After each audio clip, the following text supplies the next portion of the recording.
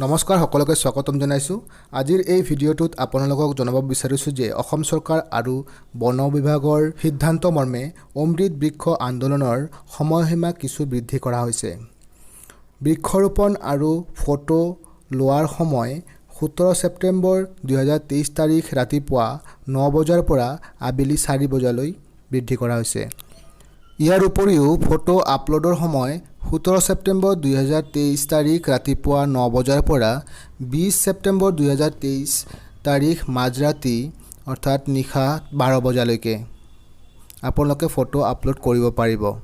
Photo আপলোডৰ ক্ষেত্ৰত আপোনালোকে আপোনালোকৰ মোবাইলত কিছু সেটিং কৰি থব লাগিব। আপোনালোকৰ মোবাইলত গুগল প্লে ষ্টৰত গৈ অমৃত বৃক্ষ আন্দোলন এপ্লিকেশ্যনটো আপডেট হৈ আছে নে নাই চাই ল'ব। যদি আপডেট হৈ থকা নাই তেতিয়াহ'লে এপ্লিকেশ্যনটো আপডেট কৰি ল'ব। দ্বিতীয়তে গছপুলিৰ সৈতে সেলফি লোৱাৰ সময়ত আপোনাৰ মোবাইলত ইণ্টাৰনেট অন হৈ থাকিব লাগিব আৰু লোকেশ্যনটো অন হৈ থাকিব লাগিব। ফটো আপলোডৰ ক্ষেত্ৰত আমি দুই ধৰণে ফটো আপলোড কৰিব পাৰোঁ। অপেন কেমেৰা কৰি আপলোড কৰিলে লগে লগে ফটো আপলোড হৈ যায়, আৰু যদি আপুনি ভাবিছে যে ফটো পিছত আপলোড কৰিব তেতিয়াহ'লে অপেন গেলাৰী কৰি গেলাৰীৰ পৰা ফটো লৈ ফটো আপলোড কৰিব পাৰে।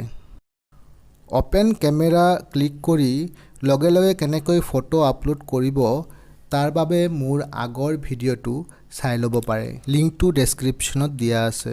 আজি চাওঁ আহক অপেন গেলাৰী ক্লিক কৰি ফটো আপলোড কৰাৰ পদ্ধতি। বহুতৰ ক্ষেত্ৰত অপেন গেলাৰী কৰি ফটো আপলোড কৰাৰ পিছত লোকেশ্যন মেটাডাটা এৰৰ আহে।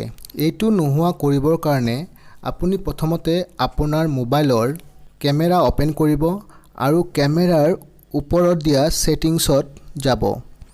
কেমেৰা ছেটিঙত তলৰ ফালে স্ক্ৰল কৰিলে আপোনালোকে ছেভ লোকেশ্যন ইনফো দেখা পাব আৰু এইটো সদায় অন কৰি ৰাখিব। লোকেশ্যন ইনফো অন কৰি ফটো মাৰিলে সেই ফটোটো জিঅ' টেগড ফটো হিচাপে গণ্য কৰা হয়। অৰ্থাৎ ফটোটো যদি আপুনি ডিটেইলছত যায় আপোনালোকে তাৰিখ, সময় আৰু লংগিটিউড, লেটিটিউড কোনটো মোবাইলৰ পৰা লৈছে সকলো তথ্য ফটোটোত থাকে। এইদৰে লোকেশ্যন অন কৰি আপোনালোকে গছপুলি দুটাৰ সৈতে আপোনাৰ দুটা ফটো তুলি থব।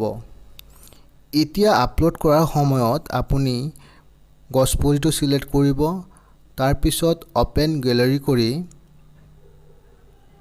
গেলাৰীৰ পৰা আপুনি তুলি থোৱা ফটো এটা এটাকৈ আপলোড দিব।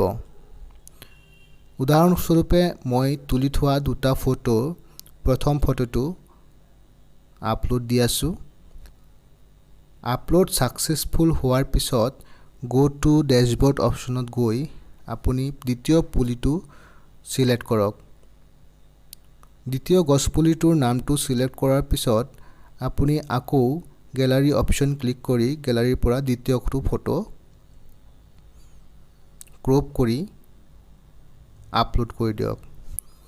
এইদৰে আপুনি দুটা ফটো আপলোড কৰাৰ পিছত প্লেণ্ট লিষ্টত গৈ আপুনি আপোনাৰ ফটো দুটা আপলোড হৈছে নে নাই চাব পাৰে। ভিডিঅ'টো ভাল লাগিলে লাইক, কমেণ্ট আৰু শ্বেয়াৰ কৰিব। নতুনকৈ অহাসকলে চেনেলটো ছাবস্ক্ৰাইব কৰিব নাপাহৰিব। ভিডিঅ'টো শেষলৈকে চোৱাৰ বাবে বহুত বহুত ধন্যবাদ।